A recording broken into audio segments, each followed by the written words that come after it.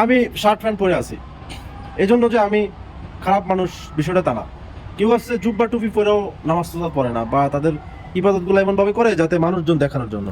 আবার কেউ আছে শার্ট প্যান্ট পরে, দাড়ি নেই, শার্ট প্যান্ট পরছে, 5 ওয়াক্ত নামাজ পড়ে, হালাল খায়, কাউকে ঠকায় না।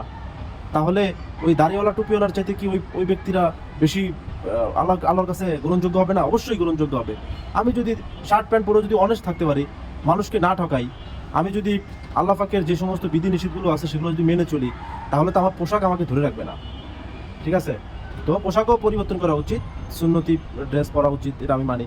কিন্তু সেটা আমি সুন্নতি ড্রেস পরে যদি আমি আল্লাহ পাকের হুকুমগুলো না মানলাম, আমি মানুষকে দেখানোর জন্য কিছু ইবাদত করলাম, মানুষকে দেখানোর জন্য আমি কিছু কার্যকলাপ করলাম, ভিতর আমি শয়তানে ভরে আমার ভিতরে মনে করেন যে শেষ, তাহলে তো ওই ব্যক্তিত্ব কোনো কাজে আসবে না।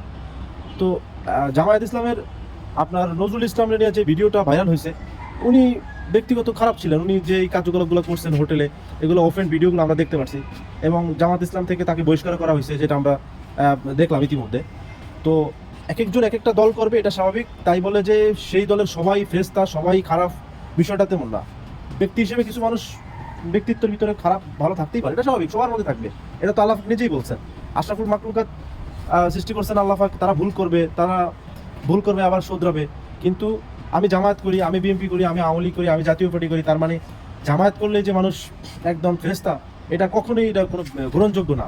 আপনি যে কোনো দল করেন, কিন্তু আপনি নিজে অনেস্ট থাকলেন, আপনার আশপাশ অনেস্ট থাকলেন, আপনি ভালো কার্যকলাপগুলো করলেন আপনার এলাকার জন্য। তো এটা হচ্ছে যে মূল বিষয়। কিন্তু কোনো দল কোনো কিছুই কিন্তু মানুষকে জান্নাতে নিয়ে যাবে এরকম না। এখন আমি মুসলিম হিসেবে জন্মগ্রহণ করছি। এখন মুসলিম হিসেবে জন্মগ্রহণ করেই যদি আমি মুসলিম হিসেবে জন্মগ্রহণ করার পরে আমার যে কার্যকলাপগুলো আছে, আমার যে কোরআনের যে বিধিনিষেধগুলো আছে, সেগুলো যদি আমি না মানি, তাহলে তো হবে না। হ্যাঁ, হালাল হারাম বেছে খাইতে বলতেছে, মানুষকে ঠকাইতে না বলছে, আপনার কারোর উপরে জুলুম করতে না বলছে, এগুলো যদি আমি করি, তাহলে আমি সেই মুসলিম হিসেবে তো কোনো গ্যারান্টেড থাকলো না। আমি মুসলিম হয়ে যদি মানুষকে ঠকাই, মানুষের সাথে যদি অনৈতিক কাজ করি, সেখানে এটা কোনো কার্যকারিতা আসবে না। তো কোনো মানুষকে আসলে এভাবে জাজ করবেন না, মানুষের ব্যক্তিগত একদম প্রপার জেনে শুনে তাহলে মানুষের সাথে কথা বলা উচিত, মানুষকে জাজ করা উচিত। আমরা চাই আমাদের একটি সুন্দর বাংলাদেশ, আমরা চাই আমাদের প্রত্যেকটা দেশের মানুষ নাগরিক স্বাধীনভাবে বসবাস করবে। তাদের স্বাধীন বলতে সমাজে রাষ্ট্রের যেটা উপকার আসবে, কোনো অনৈতিক কাজের সাথে জড়িত থাকলে সেটাকে আমরা প্রশ্রয় দিব না। তো এই হচ্ছে। আর গরিব মানুষ যারা আছে তাদেরকে হেল্প করবো, যারা অসহায় মানুষ আছে তাদের পাশে দাঁড়াবো।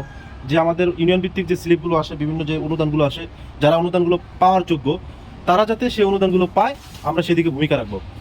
সো এই হচ্ছে আজকে শুক্রবারের এই নামাজ পড়ে আমার মাথার ভিতরে ঘুরপাক করছিল যে আসলে একটা ভিডিও বানানো উচিত। তো তাই আমি ভিডিওটা আপলোড করলাম। হয়তো আমার কথাগুলো যদি আপনাদের কাছে ভালো লাগে, অবশ্যই আপনারা আপনাদের মতামতগুলো জানাবেন যে আসলে আমি যে কথাগুলো বলেছি, এই কথাগুলো আসলে কতটুকু গ্রহণযোগ্য। তো আজকে এই পর্যন্ত সবাই ভালো থাকবেন। আসসালামু আলাইকুম।